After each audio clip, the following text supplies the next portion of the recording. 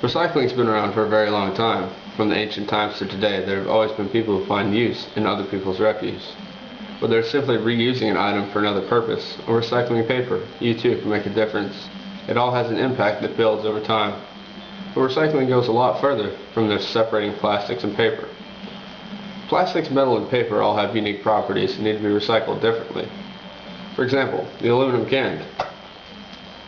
2/3 of all drink containers in the United States are not recycled every year.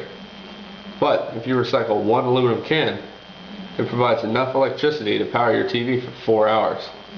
Not only that, recycling this aluminum can uses 5% as much energy to reproduce as if you had just thrown it away and sent it to the landfill.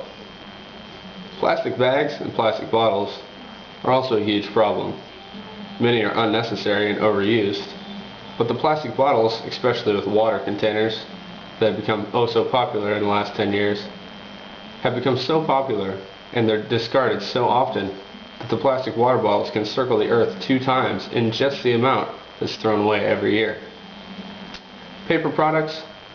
Paper products are everywhere, from your junk mail to your bills.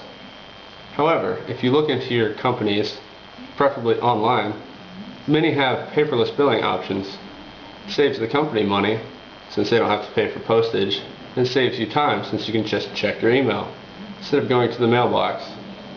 In the end, it saves a lot of energy, time, and money for everybody involved. Let's take a look at the impact recycling can have, not just for the environment, but for you too. The production techniques of things such as aluminum, since aluminum does not just exist in the environment, it has to be created through a chemical and electrical process that uses a lot of energy and a lot of resources. That's why it's so important to recycle every can. Don't think when you throw away just one can that it's just one can. It all adds up over time. Plastics, however, are created in highly toxic chemical plants. Those chemical plants harm the environment not only through their waste and unusable products, but through the emissions that they put into the atmosphere, which will all build over time. Paper mills are very common, especially in southern states where the climate's warmer. I'm sure if you've been to the South or been around paper mills, you're very aware of the sulfur smell from the chemicals that they produce. And again, paper is one of those things that you can easily recycle or not use at all.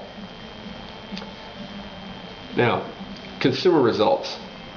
Let's think about what recycling does for you in the end.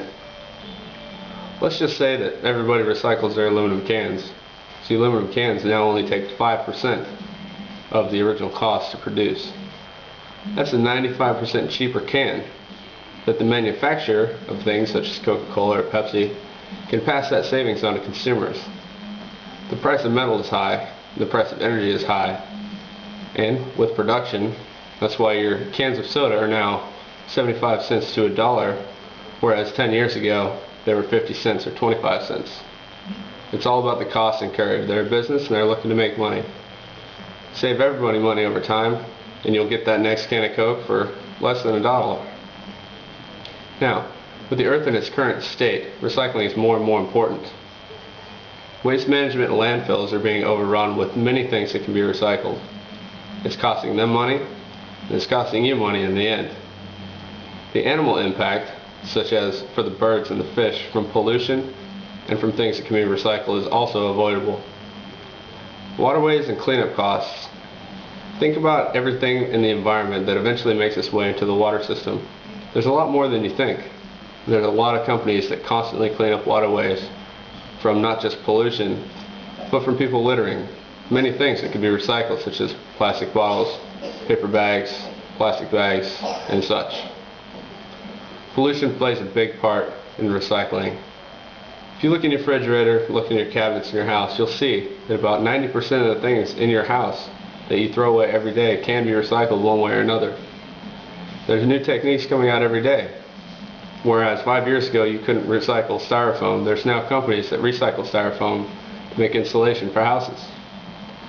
You can reduce production costs and pollution for everybody. And many local and federal governments are now mandating recycling in many communities. So make the choice and do your part.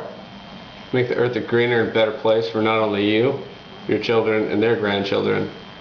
It's your decision whether or not you want them to enjoy the earth or spend their time cleaning it up. Thank you.